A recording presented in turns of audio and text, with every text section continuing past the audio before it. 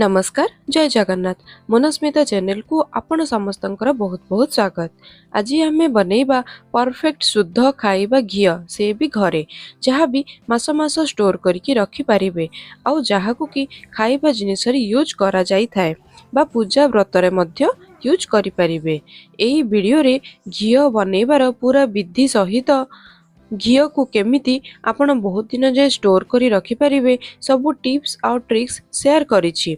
तेबे वीडियोटी को पूरा देखंतु आ भल लागिले लाइक करी शेयर करंतु। तळे थिबा सब्सक्राइब बटन को मारी बेल आइकन को मारी नियंतु हेले एमिति नुआ नुआ वीडियो रे नोटिफिकेशन आपनको मिलिबो। तेबे चलंतु आउ डेरी न करी स्टार्ट करिबा। तो घी बनैबा पई आमको क्षीरर सर ही दरकार। एठी मु गाई क्षीरर सर नेइछि। प्रतिदिन 1 लिटर क्षीररु सर काढ़ी ताको गोटे बॉक्स रे भरी नेइछि। सर पई फुल फैट मिल्क नियंतु आउ जदि बेसी सर चाहुचंती ताहले मईसी क्षीर र सर नेइ परिबे। क्षीर रे भल सर बसिबा पई क्षीर को भल से फुटे नियंतु आउ तापरे ठंडा हैला परे ताको फ्रीज रे रखी नियंतु हेले एमिति भल मोटा सर बसिबो। मु एठी पाखापाखी 1 मासर सर कलेक्ट करी रखिछि। सर कलेक्ट करी रखी ताको फ्रीज रे रखिबे हेले जेते दिन भी सर रखिले ताहा खराब हेबो नाही। आउ जदि बाहरे रखुचंती ताहले 5 रु 6 दिन भितरे ही से सररु घी करी नियंतु नहले सर खराब हेइ जिबा सहित घी रे स्मेल भी टिके आसी थाए। प्रथमे एटी घी बनैबार 30 मिनिट आगरु सर को फ्रिज रो काढ़ी नेइथिली हेले सर टिके नरम होई जिबा सहित इजिली ब्लेंड मध्य होई जाई थाए। एबे एही सर को गोटे ब्लेंडिंग जार रे अल्प अल्प देकी भल से ब्लेंड करि नेबा। ब्लेंड कला बेले एथिरे अल्प अल्प नॉर्मल पानी देकी ही भल से ब्लेंड करि नेबा। एथिरे जमा भी गरम पानी देबे नाही नहले लहुणी हमर मेल्ट हे जिवो आ ठंडा पानी भी देबा दरकार नाही। नॉर्मल पानी रे कले भी लहुणी बाहरी जिवो। देखंतु एबे एठी देखंतु आमर लहुणी बाहरी जाइछि जहाको बटर मध्य कुहा जाय थाए। एहाकू गोटे बड़ जागा रे काढी नेबा आउ एमिति नॉर्मल पानी देकी सबु सर को भल से ब्लेंड करि नेबा।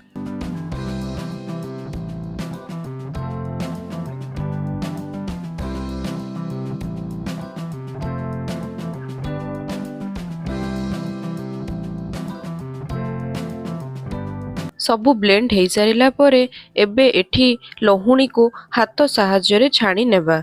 एमिति गोटे हाथ रे रखिकी ताकू छाणी नेबा बा 2 हाथ मझिरे रखिकी ताको हल्का प्रेस करले सबु पानी अंश बाहरी जिवो।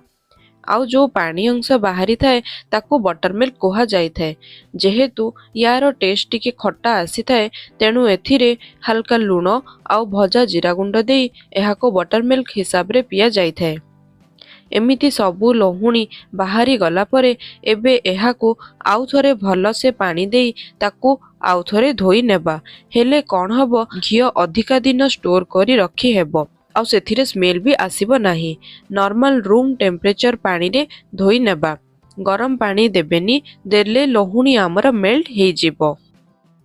सबु लहुणी को एमिति गोटे बड़ जागा रे नेइछि। गैस को ऑन करी मीडियम फ्लेम रे आमे ताको गरम करि नेबा। धीरे धीरे लहुणी मेल्ट होई सेथिरु घी बाहरिबो। तो केमिति जानिबे जे घी रेडी होई गला बोली। देखंतु लहुणी बाहरी सारिला परे भी आउ सेथिरे किछि इम्प्योरिटीज रही जाई थाए जहा कि लहुणी को गरम कले से सबु धीरे धीरे तळे लागी जाई थाए। सेति पई घी को तळे लागिबा को जमा देबे नाही नहले घी पोड़ी जिवो। जेते बेले तळे एमिति रेड ब्राउन कलर रो खदड़ा अंश सबु लागिबो सेते बेले जानिबे जे घी हमर रेडी होई जाईछि बोली। घी एठी हमर रेडी होई जाईछि। एबे गैस को ऑफ करी घी को पूरा ठंडा करि नेबा। घी पूरा ठंडा होला परे जाई छाणी की ताको गोटे ग्लास जार रे रखी नेबा।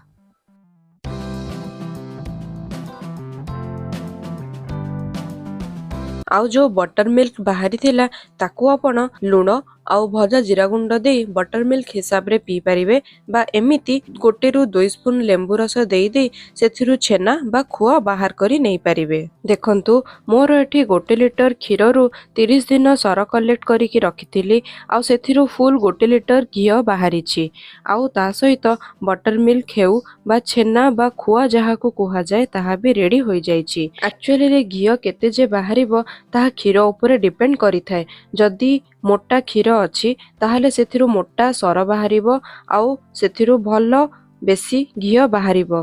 ଆଉ କ୍ଷୀର ପତଳା ଥିଲେ କମ୍ ସର ଆଉ କମ୍ ଘିଅ ବାହାରିବ। ତେବେ ଆପଣଙ୍କୁ ଏହି ଘିଅ ବାହାର କରିବାର ପ୍ରୋସେସ କେମିତି ଲାଗିଲା ମୋତେ କମେଣ୍ଟ ସେକ୍ସନରେ ଜଣାଇବେ। ଆଉ ଆପଣମାନେ ବି ଏହି ପ୍ରୋସେସରେ ଘରେ ଶୁଦ୍ଧ ଘିଅ ବନାଇ ଖାଆନ୍ତୁ।